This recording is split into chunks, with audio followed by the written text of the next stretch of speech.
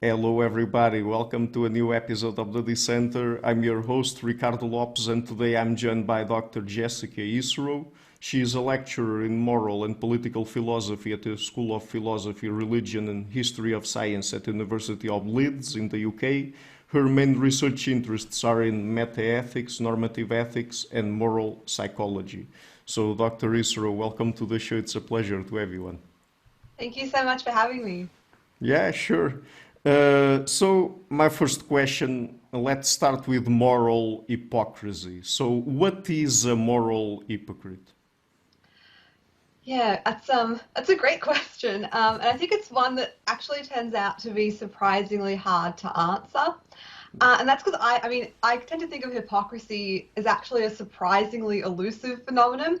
I think it's surprisingly difficult to pin down and to distinguish from other related phenomena. So for example, you might start out saying hypocrisy has got to involve some sort of mismatch. Often it's a mismatch between what you say and what you do.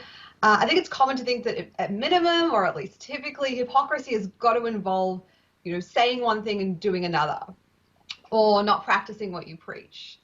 So for instance, you might hear me saying, how horrendous is it that people still eat meat in this day and age? Shame on them. But then you come to my house and you swear you can smell, a freshly cooked roast, lingering about in the air. But then if you think about it carefully, I think a mismatch or an inconsistency can't be enough, right? Am I really a hypocrite in this case? Maybe I'm just weak-willed. Maybe I just, try to be vegan, but I can't resist my mother's cooking. Or maybe I've just changed my mind. Maybe between the last time I spoke to you, I've reached a new moral conclusion. I've just decided it's not wrong to eat meat. So that's just to give you a sense of how hypocrisy, at least as I think of it, has quite a lot of overlap with related phenomena. And that's why I think it can often be quite difficult to pin down, to offer a neat definition of moral hypocrisy that, like a set of necessary and sufficient conditions that can clearly set it apart from those related phenomena, but also doesn't exclude things that intuitively seem like cases of hypocrisy. So there are two main options then, I think, for a philosopher like me who wants to answer this question you asked her: what is hypocrisy? So one approach is the one that Colin Klein and I take in our paper, which is where you offer a paradigm-based explanation. So what you do here is you begin with what might be called exemplars of hypocrisy. So these are clear-cut cases that you take to be really representative of the phenomenon. And then you analyze their key features and you aim to explain all instances of hypocrisy back by reference to that paradigm. So for instance, Colin and I think of exemplar cases. I'm not sure if you'll agree, but we think exemplar cases are things like the vocal animal rights activist who occasionally sneaks in some bacon, or a corrupt priest, say. And there are four features we take to be important here, and that we think are present to varying degrees in all cases of hypocrisy. So one is a mismatch. As I said before, I think that's an ingredient, even if it's not the only one. And a mismatch between what the person says and does. So paradigmatically, a hypocrite is going to offer an unfavorable moral opinion of some action, like I did with those meat eaters. And then they perform that very same action, right? You smell the roast in my kitchen. The other is criticism. So usually it's not just an unfavorable moral opinion in the paradigm cases. Usually it's something a bit more full on. It's blame or something to that degree usually. So usually the person is levying moral judgment on others in a way that suggests they're really emotionally exercised about the issues. The third feature we think is important, and this might seem less obvious, is a claim to moral authority of some kind. So we think in exemplary cases, hypocrites kind of set themselves up in such a way with their pronouncements, usually such that they suggest they could be counted upon not to act precisely as they did. They were well positioned to give practical guidance. And finally, Colin and I think a really important feature of hypocrisy is this change in the terms of people's moral interaction with one another. So when someone's a hypocrite, I think you don't just doubt their integrity or question their moral compass. I think you also tend to think they're no longer warranted in condemning certain kinds of behavior or on being trusted by other people the way they were before. So I think if someone's a hypocrite, you might tend to say, who are you to blame me for this? when it's been revealed that you too are guilty of this moral fault. So that was the first approach I think you can take to answering the question, what is hypocrisy? This paradigm-based explanation. And those are just the 4 features Colin and I think are really key to spelling out the paradigm. Another approach, I think it's arguably more common in philosophy, is when you start out with the idea that hypocrisy is intuitively really morally objectionable. And then you home in on one particular variety of hypocrisy and you analyze that. So in this context, you might see some philosophers defining hypocrisy as blaming others for not living up to standards that you don't live up to yourselves, or placing expectations on others that you don't place on yourself. So I think those more focused sort of approaches can be useful. They do, for instance, seem to neatly cordon off hypocrisy from phenomena like weakness of will and change of mind. But they do also, I think, rule out certain instances where something might be hypocrisy, but might not obviously involve blame or might just not be that morally objectionable at all. Mm-hmm. That's interesting. So, is it bad to be a moral hypocrite? Yeah, good. So I think your answer is probably going to depend upon the sort of project you're engaged in. If you've already isolated what you take to be an especially problematic form of hypocrisy as your explanatory focus, is what you're trying to give an account of, then presumably you'll say yes, right? So if you think hypocrisy is fundamentally about making an exception of yourself, I think it's not hard to see why it would then be bad to be a hypocrite, as you say. So just to take a concrete example, here in the UK, I'm sure you've heard the latest scandal in a series of episodes of politicians allegedly not adhering to the COVID-19 restrictions they themselves imposed on others. That involves a garden party or various parties really during the lockdown period. And people are understandably, I think, outraged by this because there does seem to be something morally bad or objectionable about holding others but not yourself to certain kinds of moral expectations. Something maybe to do with, equal treatment or fairness, a lot of philosophers would say. So if that's what you think hypocrisy is, then I think you'll say, yes, of course it's bad to be a hypocrite. But if you're more like Colin and I and you take this more fluid or permissive approach where you want to capture many different kinds of hypocrisy in your philosophical net, then I think you're more likely to say, no, not necessarily. Hypocrisy is not always a bad thing. So in this way of thinking, I think you can definitely have hypocrites who are noble or have morally good motives. So one example Colin and I use in our paper is the father who hides his smoking habit from his son. And he tells his son off whenever the son, has a casual cigarette with friends when he's out. And, if the son ever finds out about the father's hidden smoking habit, he'd presumably say, you're such a hypocrite. And you might think he'd be right. But the hypocrisy doesn't seem like it's necessarily a bad thing here. Now, you might want to respond by saying, surely the best thing would be for the father to just practice what he preaches, right? The best thing would be to quit smoking and to discourage it in his son. But, given that he is a smoker, if you just hold that fixed, then you might think hypocrisy could be a morally defensible option in this case. I mean, you might think it's at least better than restoring consistency by continuing to smoke and saying to the son, oh, do what you like, smoke as much as you want. So I think there are cases where hypocrisy might not necessarily be as bad as we tend to think. Mm-hmm. So I think that hypocrisy, at least to some extent, is related to a person's moral authority. So what is, first of all, moral authority, and is it undermined by, in this case, moral hypocrisy? Yeah, good. So I did say that was one of the features that Colin and I think is present in paradigm cases, and I think maybe you agree. So moral authority, this is a notion Colin and I come up with to develop our account of hypocrisy. And ours is, remember, a paradigm-based explanation. So our account of hypocrisy is in the first instance intended to speak to what we take to be exemplars of hypocrisy, like the corrupt priest or the bacon-eating animal rights activist. But we think that the notion of authority, as we explain in the article, that's loose enough to account for more sort of humdrum or familiar cases as well.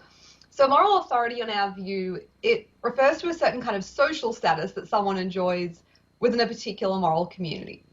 So in the paradigmatic cases, a moral authority is going to be someone whose moral views others take really seriously, right? We turn to them for judgment, try not to do the things they say are morally bad. We want to become the people to whom they'd lend praise. And people usually have the status Colin and I propose because they're thought to be especially good at leading a decent moral life.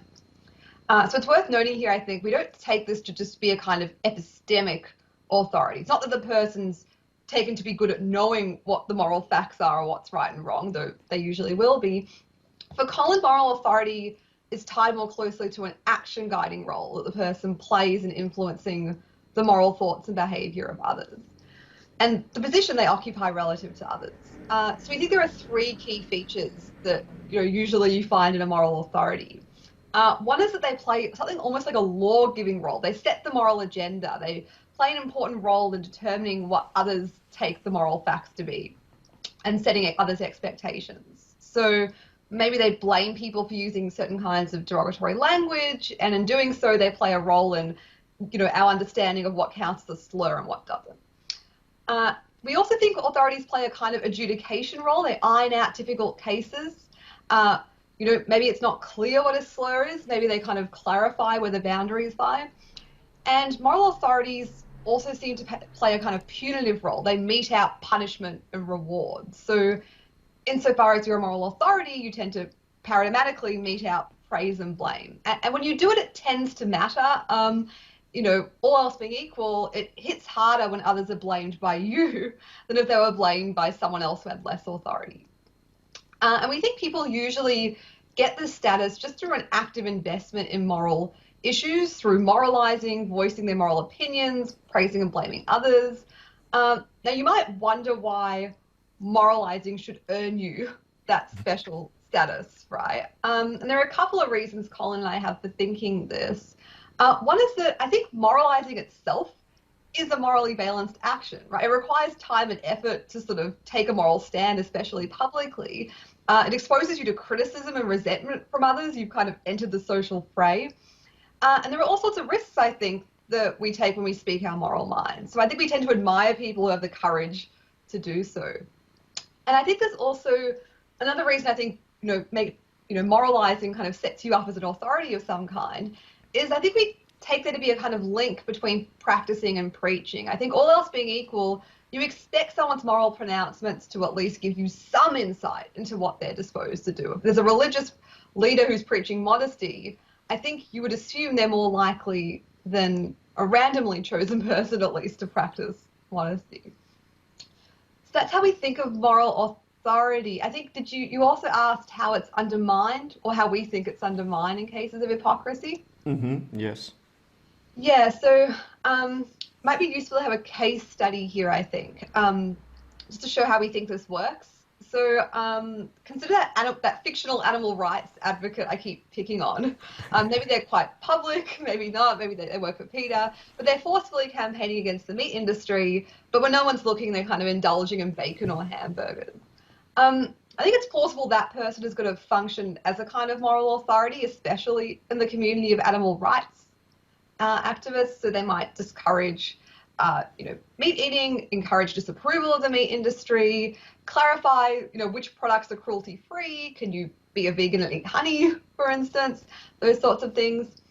Now, clearly there's that mismatch I mentioned before, right, between the advocates' pronouncements and their actions. To put it mildly, there looks like a bit of a tension between forcefully campaigning against that meat industry and then indulging in all that bacon. But I think once that mismatch is discovered, it's probably going to have important implications for their standing within the relevant community, right, for their moral authority. So remember, moral authorities are usually taken to be especially good at leading a decent moral life. And it's for that reason I think they're usually esteemed and turned to for guidance. Now, I think it's clear why esteem is going to be retracted here, right? People presumably aren't going to hold that animal rights activist in high moral regard anymore when they're discovering what they've been up to.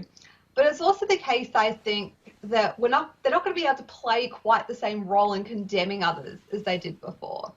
And that's not necessarily, it's worth emphasizing this, it's not necessarily, I think, because what they did gives us a good reason to think what they've been saying is false, right?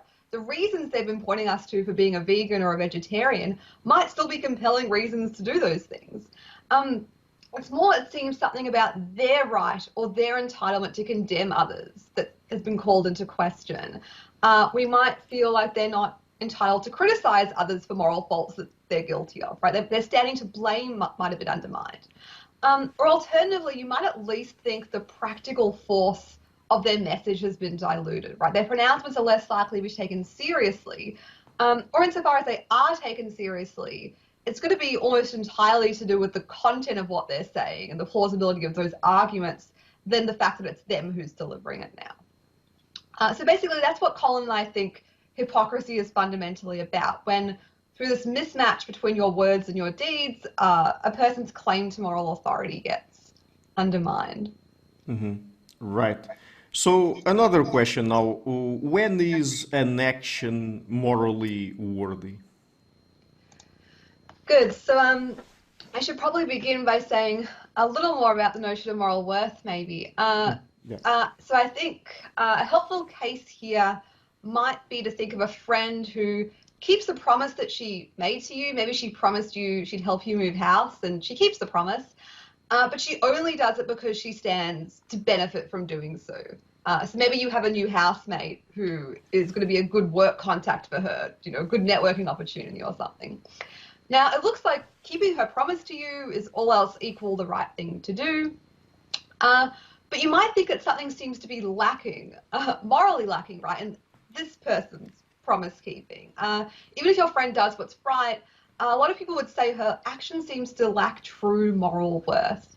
And what philosophers usually mean by that, at least as I understand it, is that the action lacks a distinct kind of moral value that actions can only have when they reflect morally well in us in a certain kind of way. Most notably when we merit praise or esteem for having acted well. So there's a distinction here then we've got, right, between the moral status of our actions, whether they're in fact right or wrong, and on the other hand, what performing those actions says about us, what sorts of reactions we merit from other people when we do the right thing. Of course, the question then becomes, what's needed exactly for our actions to reflect well in us? And one thing I think the example of that, you know, selfishly motivated careerist friend of yours I use as an example, one thing I think that example suggests is that it doesn't seem like enough for our actions to reflect well in us as moral agents, that we simply do the right thing, right? It seems like it's important that we do the right thing for the right sorts of reasons or owing to the right sorts of motives. And I'm just getting more and more questions going, because the real question finally now is, you know, if only actions that are performed for the right sorts of motives have moral worth, then what exactly are the right sorts of motives? And I think there's two ways. Traditionally, there's a kind of divide in philosophy about how people answer that question. So one answer is to say, if your actions are going to have moral worth, then the kind of motives that are driving you to do what's right have to be what you might call an explicitly moral motive. In particular, a motive or a desire to do the right thing. If you're acting morally well, if you're doing the morally right thing, if that's going to reflect well on you, then you've got to do it precisely because it's the right thing to do. So this sometimes has, you know, its origins in Kant's idea that you have to act out of respect for the moral law, out of a kind of, you know, keen awareness and concern with your moral obligations.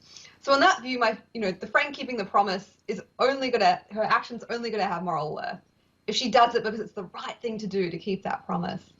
But there's another kind of answer you might think is also plausible, which is that the friend doesn't need to actually think to herself, this is the right thing to do. She just needs to be motivated, not by that consideration, but by the kinds of facts that explain why it's the right thing to do to help you move.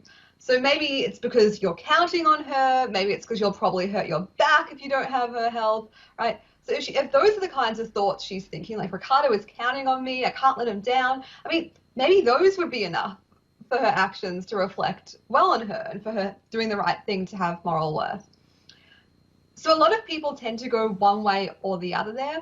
I myself think there's rooms for both sorts of motives in an account of moral worth. So I don't think you have to, choose a side here. I think you can have both.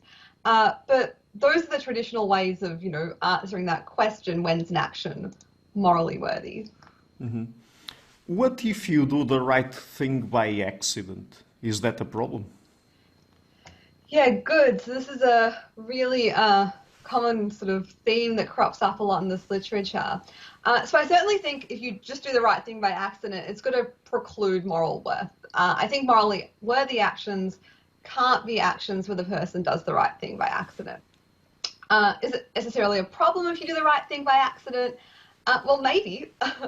So I think it's best to get clear on what we mean by accident, though, first of all, because I think there are different ways of spelling this out. So I guess one example would be if I trip on the sidewalk, which I do from time to time, and my coin purse goes kind of flying in the air and the coins explode everywhere. And, fortuitously, some of those coins, unbeknownst to me, fall into a beggar's lap. Mm-hmm. Now, there's a sense in which I've done the right thing by accident there, you might think, right? It's like the sense of accidental that contrasts with intentional. I didn't intend to give the beggar any money. In fact, on some ways of, thinking about things, I haven't really done anything at all. Perhaps we're really speaking loosely when we say I gave money away, right? Or I performed some action. That looks like it's kind of loose talk. But there's something morally bad about what happened, I take it. We might even be pleased by the outcome of my slip on the sidewalk. Still, I think we wouldn't be inclined to praise me for it or to think that this, unwitting donation reflected well on me in any meaningful way. We wouldn't credit me or hold me in higher moral esteem for it. So I think let me just ask you one thing about that example, since you chose it. I mean, could it be considered also acting in a moral way or doing the right thing by accident if, for example, instead of just the coins, the coins falling on the beggar's lap or something like that. I mean, me giving directly money to him, but with the wrong intentions or the wrong motivation. So, for example, just to impress someone, would that also be considered doing the right thing by accident? Yeah, spot on. So I think that's the sort of case that people are usually far more concerned about. So that's exactly the case people usually have in mind when they say, well, I mean, I said to you, the first kind of case where it's this, not even an action, that seems like a fortuitous thing that happened. It's not necessarily, you might think, morally concerning or problematic in any sort of way. But the case you're pointing towards where, you do perform an action in the relevant sense. It's no accident you give money to the beggar, but it is an accident that you do what's right. I think those are the cases people take to be problematic and is part of the reason why people are interested in moral worth, because they want to rule out those actions from being esteem-worthy or credit-worthy. So those are the cases I think are more morally pressing. I think if we tweak the example such that, I've been walking with a colleague whom, as you suppose, I wanted to impress, and I, made the donation, out of this desire to impress my new colleague. I mean, yeah, I think you're right. In that case, it looks like an accident that I do the right thing, even though I'm intentionally giving money in this case. It's not some fortuitous trip with the coins going everywhere. And I think you can get at that thought that in this case, it's an accident that I do what's right. I think you can get at that thought by saying, well, look, since, the ultimate motive in this case, the true guiding motive is to impress the colleague, it looks like if not donating would have impressed the colleague, then not donating is what you would have done instead, right? Maybe you're so concerned about impressing this colleague, you would have kicked people if that's what would have impressed them. So here I think the relevant sense of accidental doesn't seem to be picking up on the action being unintentional anyway. You intentionally give the money, perhaps even in full knowledge it's the right thing to do. But it seems fortuitous or lucky still in some way, given this impress the colleague motive, that you just so happen to do the right thing. So I think those are the kinds of cases people would want to say we should rule out from having moral worth, because they seem to lack a kind of moral worth precisely because there's a kind of absence of an explanatory connection, perhaps, between the rightness of the action and what your motives were. Mm-hmm. Yeah, I mean, I guess that we could take this even further and ask, okay, so what if, for example, someone gives money to a beggar just because they heard people saying that it's the right thing to do, but they are emotionally detached from it? It's just that they do it just because, I mean, they have the idea that it's the right thing to do, for example. Yes, I think this points to something really important that gets neglected in the literature sometimes, which is, there's a huge focus on motives, like you've got to want to do the right thing. Usually people will say it has to be a kind of, it can't just be an instrumental motive. You can't just want to do the right thing in order to impress someone. But one thing I think the example you just gave points towards, it points towards a few things, of course, but I think it points towards the fact that, beliefs are what gives rise to our actions as well as desires in general. And so we shouldn't neglect those either. If someone's, doing the right thing just because they heard someone else say it was the right thing to do, and they have no real insight into why it's right or why it's good, or there's no kind of compassion guiding them, they're just like, oh, this is apparently the right thing to do. That person looks more like a kind of moral automaton than, a moral agent that deserves our esteem. So I think we'll usually want to build in some cognitive condition as well. Maybe the person has to be justified in believing it's the right thing to do, or justified in believing it matters in some broader way that they make this choice. See, otherwise we just have people, blindly following moral rules without any insight to why they're there or why they should matter. Mm-hmm. Okay, so is it problematic to have a bad person as a friend? Yeah, I'm still really interested in this question. I've given an answer to it before that I think's on the right track, but I should sort of back up a bit. So I think in general, I think there are a few obvious problems we can point to with having a bad person as a friend. One problem might have to do with a kind of personal risk you're taking on. There's this worry people have that, if you lie down with dogs, you wake up with fleas. If you're, consorting with someone who generally treats people badly or is prejudiced, maybe they'll turn on you tomorrow. So you're taking on some sort of... Yeah, I mean, one very common idea that people have is that, if you hang out with bad people, you will get sort of contaminated by them or something like that. Yep, that's another one. So that's a kind of moral risk rather than a personal risk. That's a kind of, I guess there's two ways of putting it. One way is, as you say, it kind of rubs off on you. Maybe you get corrupted. Maybe you get desensitized to certain kinds of wrongdoing. Or maybe you just get roped into doing things you otherwise wouldn't. Maybe they get themselves into a pickle because they're doing something dodgy and they call you in. Yeah. Yeah, so I think Kennett and Cocking, they're co-authors who've published a bit of work on friendship, and there's this theme in their work about friendship and moral danger, about how it runs these risks. Though I agree with them that you can still have good and true friendships that involve that kind of risk being materialized. So yeah, I think all those are some like clear worries we might have, but I think we shouldn't always overstate them. I think one thing we should keep in mind is those concerns won't always materialize. Materialize. So as far as that personal risk I pointed to is concerned, I think we just, we're not short on examples of people who are capable of some impressive moral compartmentalization, where you're kind of a loving father or a great friend to those in your close circle, but you're so prejudiced that you kind of can successfully, reserve your sort of moral hatred for this group of people. I think there's plenty of examples of people who are like that and manage to kind of hold these separate spheres of moral treatment quite successfully. And even though I think the kind of immorality rubbing off on you worry is a risk, I think it's not always going to materialize either, right? You might say that the person could have lots of good people as friends who kind of counteracts any influence the bad person is having on them. But I guess in the context of this question, one temptation is to look for like the answer, right? There's got to be like a clear sort of silver bullet that explains why it seems, intuitively there's something morally questionable about having a bad person as a friend. But I just tend to think that there's a kind of explanatory pie here and all these different things play a different role. So I think all the factors we've pointed towards a part of that explanation pie, so to speak.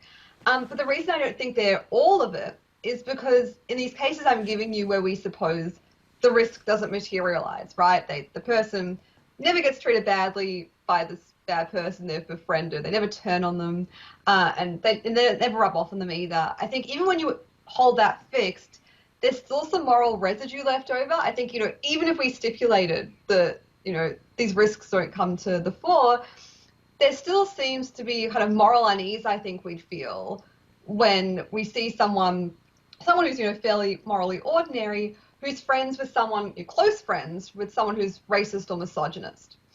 So even if the friend doesn't treat them badly, even if they don't get caught up in any morally questionable activities, I still think we seem, I'm just reporting on myself here, I don't know if you share this, there's still a sense like something's morally amiss there, right? Mm-hmm. And so I think there's a missing part of the explanatory pie we need to kind of fill in, besides all these appeals to risk.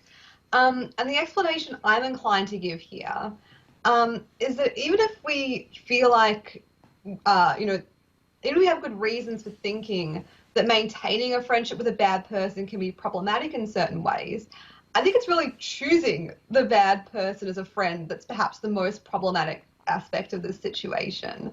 And I think that's because of what it says about a person's moral priorities. And I think this is what we're picking up on when we feel that moral unease. This is kind of like, why did you even go along with this in the first place? And that's because I think, we expect people with the right sorts of moral priorities to take certain qualities of character, like someone's being seriously racist, for example, as, something like a bar to friendship, all else being equal. So I think if you allow yourself to forge a friendship with someone who has these serious moral flaws, it seems like you're being morally complacent in certain respects.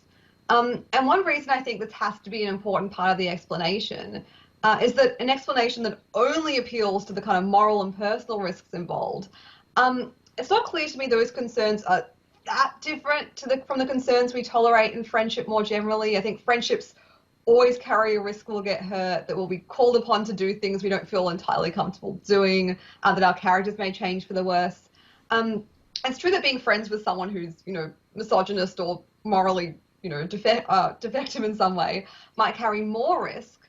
But I think since we already seem to extend a fair bit of leeway to people, moral leeway, when it comes to their friends or taking certain risks for them, I think it's harder to hold them to account for those sorts of things once the relationship's already been forged. And that's part of the reason why I think the initial choosing seems, more like a fitting object of criticism in a lot of these cases. Mm-hmm.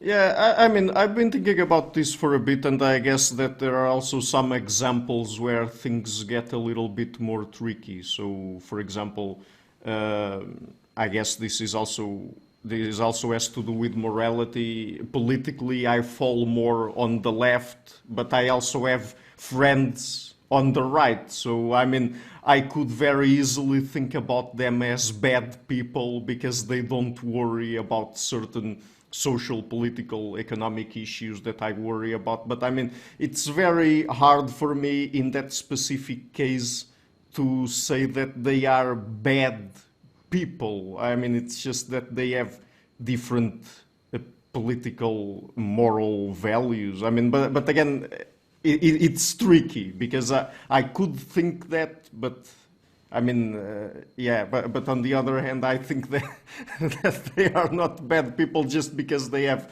a morality that's different from mine. I don't know.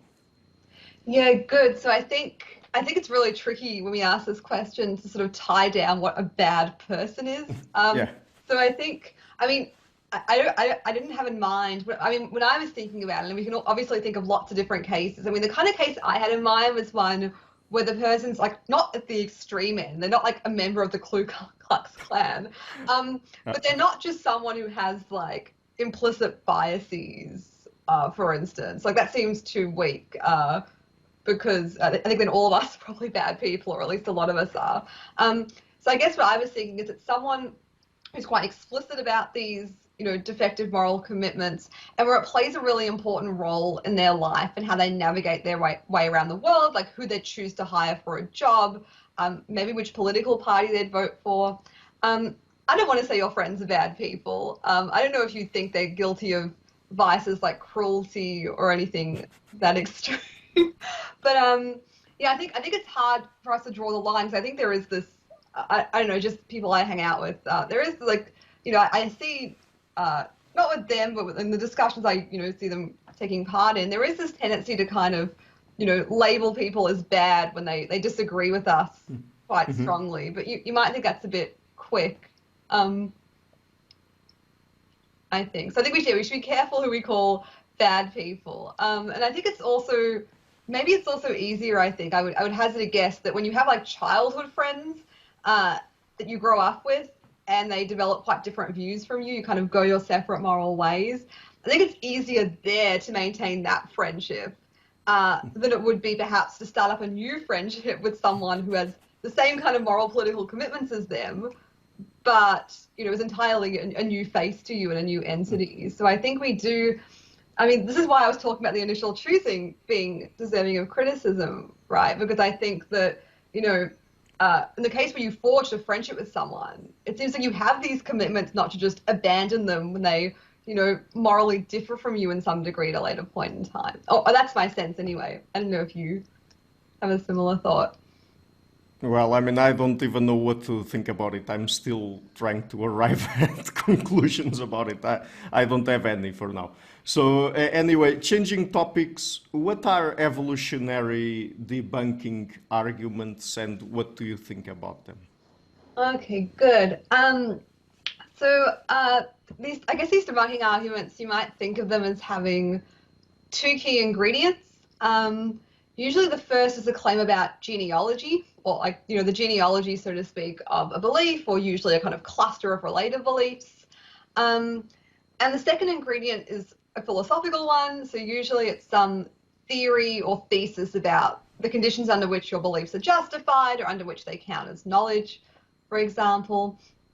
And what those putting forward debunking arguments more generally, I'm just starting with the debunking before I get to the evolutionary, what these people who put forward these arguments try to do is they try and argue that the genealogy of some belief or cluster of related beliefs cast doubt upon the idea that those beliefs meet the conditions that have to meet to be justified or count as knowledge.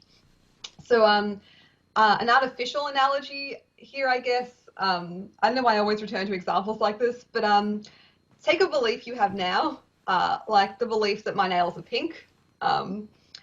Now, here's one way I could debunk that belief, right? First, I could put forward a claim about genealogy. So let's suppose, for argument's sake, I tell you, and suppose this is true, that I organized for someone to slip Jess's nails are pink belief pill in your morning coffee today. And what this otherwise utterly useless pill does is it makes your eyes see pink on my nails, whether or not there's any pink actually there. So that's the kind of genealogy I'm telling. This is how you've come to form this belief that my nails are pink that you have now. And next I'm going to put forward a philosophical claim. So maybe I tell you this. Maybe I tell you on my account of, knowledge, belief, justification, a belief can't be justified if it's formed by a process that's insensitive to the truth. That's one kind of view you might have.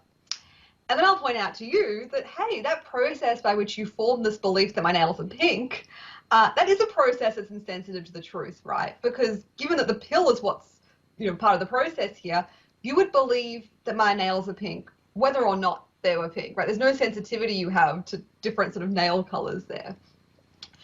So that would be like how a debunking argument would work. And an evolutionary debunking argument is going to apply that same logic. The main twist, though, is going to be that it's going to replace the genealogy, there could be any genealogy, with an evolutionary kind of genealogy. So it's going to be a scientific or empirical claim. Mm-hmm. And the version of these arguments I've been most interested in are ones that target not just your belief that my nails are pink, but that target our moral beliefs, right? Our beliefs about which sorts of things are right and wrong. So usually what these evolutionary debunkers of morality will do is they'll start with an empirical claim, which is basically a kind of scientific hypothesis. It's a story about how we came to have the moral beliefs that we do, or if we're being more careful, how we came to have the moral belief forming mechanisms that we do, how our psychology came to be such that we form moral beliefs about certain things rather than others being right or wrong. And then they'll, plug in a philosophical ingredient too. So again, that's usually going to be some story or thesis about the conditions under which your beliefs are justified or count as knowledge. And what they're going to do, these people now, they're going to basically say that scientific story they've given you about how you came to have the moral beliefs that you do, that scientific story casts doubt upon your moral beliefs, meeting the conditions that have to meet to be justified. I think it's worth noting here, though, that the conclusion of these arguments isn't that our beliefs, that killing people is typically wrong, or our beliefs that helping people is usually good. It's not that those beliefs are false, right? It's perfectly consistent, actually, with these evolutionary debunking arguments that many of these beliefs could be true.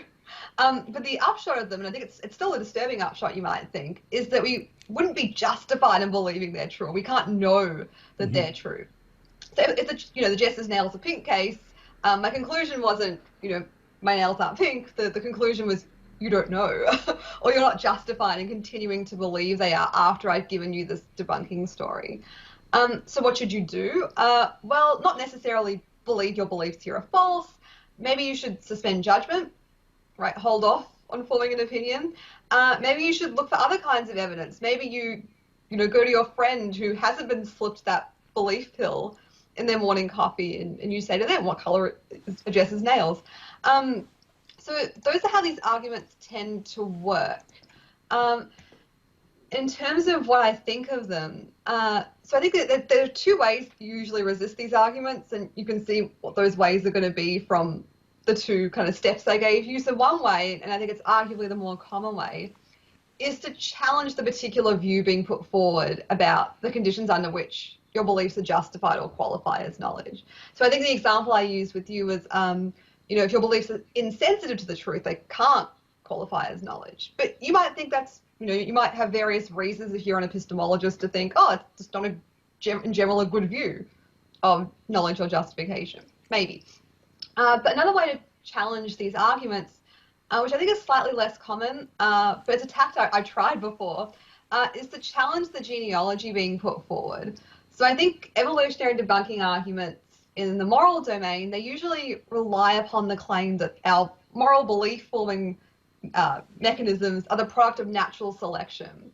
And by that, it's usually meant that we have the moral beliefs that we do, or that we're somehow primed or disposed to form particular moral beliefs rather than others, because it was advantageous for our ancestors in terms of fitness to believe things like it's good to help people because, that got them all sorts of reputational benefits, it attracted mates, nice guys finished first maybe, made them more likely to survive.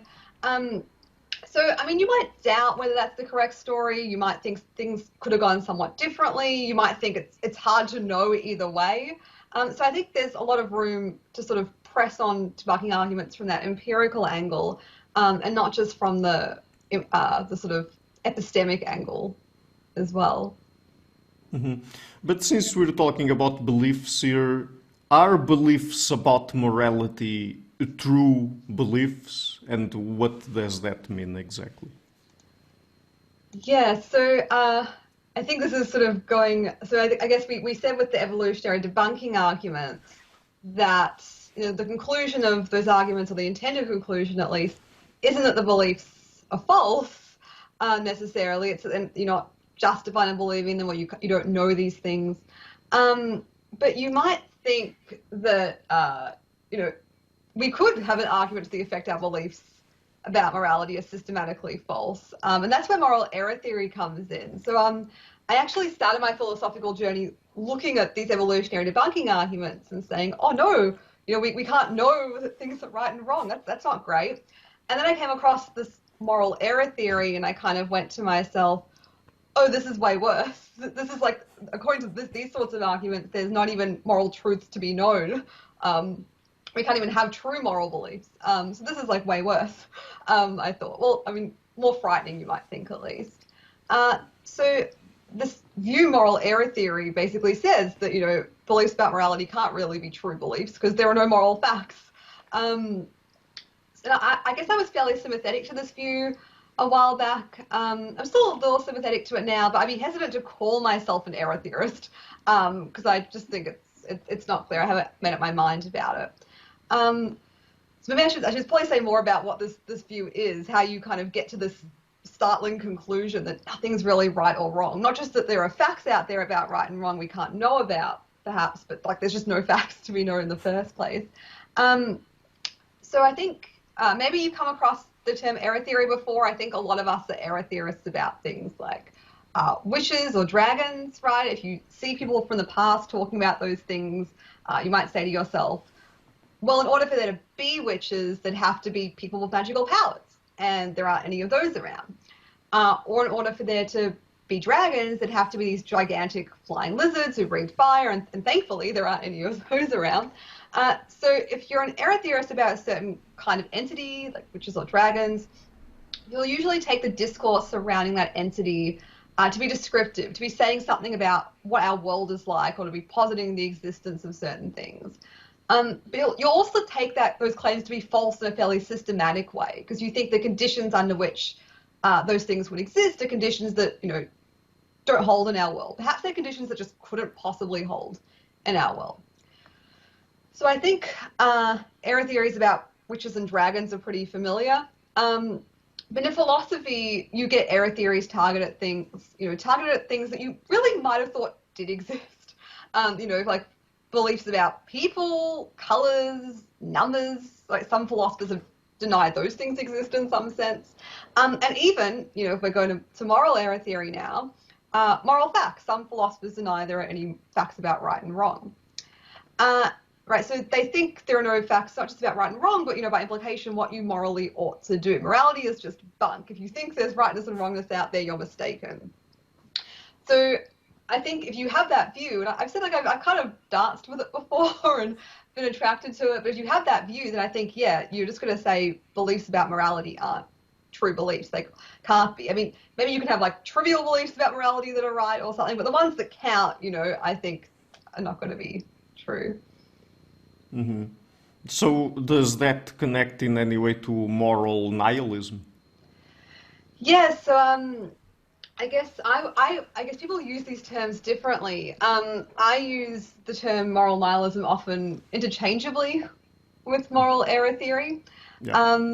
And yes, in a recent co-authored paper I have with my colleague Edward Elliott, we use this term moral nihilism. And we actually try and make the case that if someone had the option to learn about whether it's true, they shouldn't take it, which might sound like an odd thing for a philosopher to say. I guess in the paper we're actually talking about a kind of ordinary person with typical human preferences. And we think, understandably, we think philosophers are highly atypical in various respects. You've probably seen from this conversation, the things I spend my days thinking and writing about probably makes me a little odd, if nothing else does. So, I guess I should probably say why Ed and I think that you shouldn't take this option to learn more about whether error theory or moral nihilism is true, because it seems like, I spent a good deal of my life wondering whether it's true. Why do I think an ordinary, less strange non-philosopher probably shouldn't follow me? So I think to get warmed up for this, it's probably useful just to start out by recognizing there are cases, I think, where you come to believe certain things about the world, or maybe you just grow more confident in certain things being the case. And that in itself, right, changes the value you can get out of certain actions or out of life more generally without changing the nature of the world around you at all. So one example that Ed and I use of this is twist endings in movies. So I think that, I don't know, do you like twist endings? I like twist endings. Yeah, I do. Yeah, so I think your enjoyment of a movie, the kind of value you get out of watching it, that depends upon you having certain beliefs, right? Have you seen The Sixth Sense? Yes. Yes? Okay, so spoiler alert for anyone watching, but, Bruce Willis is dead, right? And that's like a huge twist at the end. But I think you wouldn't have enjoyed the movie as much if you could have seen it coming because someone had said to you, Bruce Willis is dead. Look at how, no one's talking back to him except for... was Haley Joel Osment, I think, is the actor, except for the boy, right? He's the only one who talks to Bruce Willis. And so if you can see it coming the whole time, you don't enjoy the film as much, right? But You're watching the same film, you have the option to watch it or not to watch it. Everything's the same. All that's changed is your belief about what's going to happen. But that changes the value you can extract out of that film because you have a certain belief. Bruce Willis is dead in the fiction. Because you have that belief, you can't enjoy it as much. And this is going to sound like a weird analogy, but Ed and I think a really similar thing holds true about your beliefs about moral nihilism or moral error theory. And that's because we think a lot of ordinary people, again, I'm not talking about philosophers. We say more in the paper about why philosophers are weird, but we think that for ordinary people, the payoff you get from doing the morally right thing is often tied to believing you did in fact do the morally right thing. So I think, when if I help you move house, I keep using this moving house example. I've moved my house a lot in my life. Maybe that's why I keep using it. So I think that, if I help you move house, and, I think obviously I'm not just going to do that because I want to get a warm, fuzzy feeling from doing what I know is the right thing to do. I'll do it because I care about you if I'm a good friend and so on, and I want to help. But nonetheless, I think I do get this extra kind of, no matter what sides it is, I think I do get this kind of extra uptick from being like, yeah, I'm a good person. Yeah, it's the right thing to do. And I think for a lot of people, that's not trivial, especially over the course of a lifetime. I think our moral identity is a really important part of us. We get extra value out of life from thinking we live in a world that's a moral world, right? From doing good things, becoming morally better people. I think what Ed and I want to say is, notice that if moral nihilism or error theory is true, and you believe it's true, you can't ever believe now, or at least you kind of irrationally believe, that you've done the morally right thing at all, that you're becoming a morally good person at all.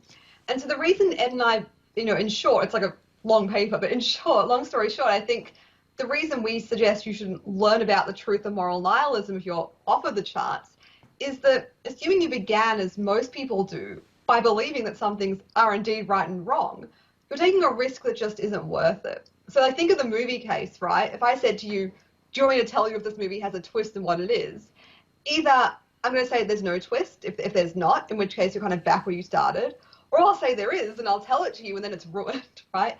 And similarly in the nihilism case, we think either you'll find out nihilism is false, in which case you're kind of back where you started, so what? But another potential outcome is you find out moral nihilism is true, in which case you're just like that, the person who's had the sixth sense ruined for them. You can still make the same choices, but you'll get far less value or payoff out of them. So that's our strange kind of argument to the effect that moral nihilism or moral error theory is something maybe an ordinary person would have good reason not to inquire too deeply into. Yeah, that's very interesting. So, Dr. Isserow, before we go, would you like to tell people where they can find your work on the internet? Oh, good idea. So I have a website, which is just www.jessicaiserow.com. So that's JESSICA, and then my surname slightly unintuitive spelling, ISSEROW. And there I have links to my various pages and my research, so where I talk about all these strange things in print. So those can be found there. Okay, great. I will be leaving links to that in the description box of the interview. And thank you so much for taking the time to come on the show. It's been a real pleasure to talk to you. Thank you so much. I had a lot of fun too. Hi guys, thank you for watching this interview until the end. To keep the channel sustainable, I would like to ask you to please visit my Patreon page and to consider making a pledge there, starting at $1. If you could, it would be a great help. Otherwise, and if you like what I'm doing, please share it, leave a like and hit the subscription button. You can also support me on PayPal. This show is brought to you by Enlights, learning and development done differently. Check their website at enlights.com.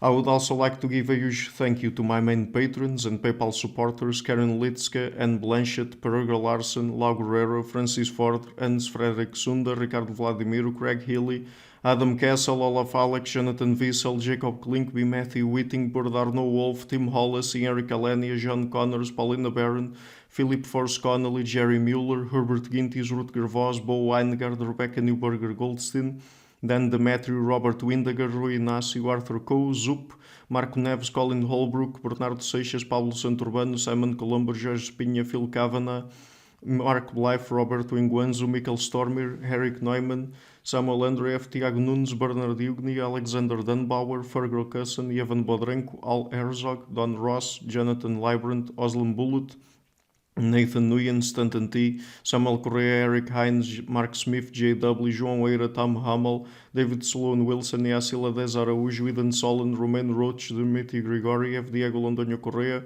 Tom Roth, Yannick Punter, Adana Rusmani, Charlotte Bliss, Nicole Barbaro, Adam Hunt, Pavel Ostazewski, Nelek Bach, Catherine and Patrick Tobin, Al Ortiz, Guy Madison, Gary G. Hellman, João Linhares, Lida Cosmidis, Saima Afzal, Adrian Yegi, Nick Golden, Paulo Tolentino, João Barbosa, Jules Price, Edward Hall, Edin Bronner, Franca Bortolotti, Gabriel Pontes Cortez, Ursula Litske, Denise Cook, Scott, Jackery Fish, and Tim Duffy. My producers is Webb, Jim Frank, Lucas Stafiniak, Ian Gilligan, Luís Caetano, Tom Vanagdam, Curtis Dixon, João Linhares, Benedict Mueller, Vega Guidi, Sardas France, Thomas Trumbull, and Nuno Welder. And my executive producers, Michel Rugieski, Rosie, James Pratt, Matthew Lavender, Sergio Quadriano, and Bogdan Kandivets. Thank you for all.